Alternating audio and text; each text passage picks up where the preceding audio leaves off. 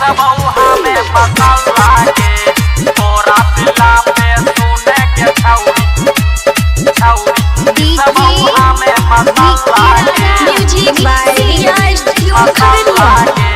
चुम्मा मांगलियो चुम्मा न जलई कर ले सगरो हल्ला गे चुम्मा मांगलियो चुम्मा न जलई कर ले सगरो हल्ला गे तोरा सिला पे सुने गे छौरी पिसबौ हमें मसाला गे तोरा सिला पे सुने गे छौरी पिसबौ हमें मसाला गे फेरा में जहिया परबे तहिया करबौ ढोरी ढिल्ला गे फेरा में जहिया परबे तहिया करबौ ढोरी ढिल्ला गे तोरा सिला पे सुने गे छौरी पिसबौ हमें मसाला गे तोरा सिला पे सुने गे छौरी पिसबौ हमें मसाला गे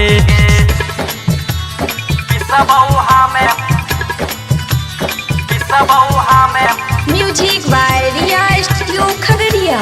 तोरा सिला पे सुने के छौरी तोरा सिला पे सुने के छौरी पिसबौ हमें मसाला के माई बाप भाई गेलौ सब तोहर जान गे सब के नजर में हमरा करल है बदनाम गे माई बाप भाई गेलौ सब तोहर जान गे सब के नजर में हमरा करल है बदनाम गे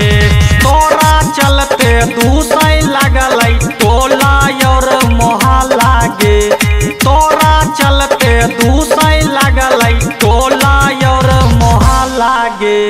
तोरा सिला पे सुने गे छौरी पिसबौ हमें मसाला गे तोरा सिला पे सुने गे छौरी पिसबौ हमें मसाला गे पिसबौ हमें मसाला गे music by Riya studio Khagaria. सुने के छौरी पिसबौ हमें मसाला के बात मान कहै छियौ छौरी खेला कारी आई नहीं छोड़बहु देबौ धाई के रागरी बात मान कहै छियौ छौरी खेला कारी आई नहीं छोड़बहु देबौ धाई के रागरी राइटर शंकर के बतले मानी चाले नहीं खुल्ला में खुल्ला गे अजित अमरजीत के बतले मानी चाले नहीं खुल्ला में खुल्ला गे तोरा सिला पे सुने गे छौरी पिसबौ हमें मसाला गे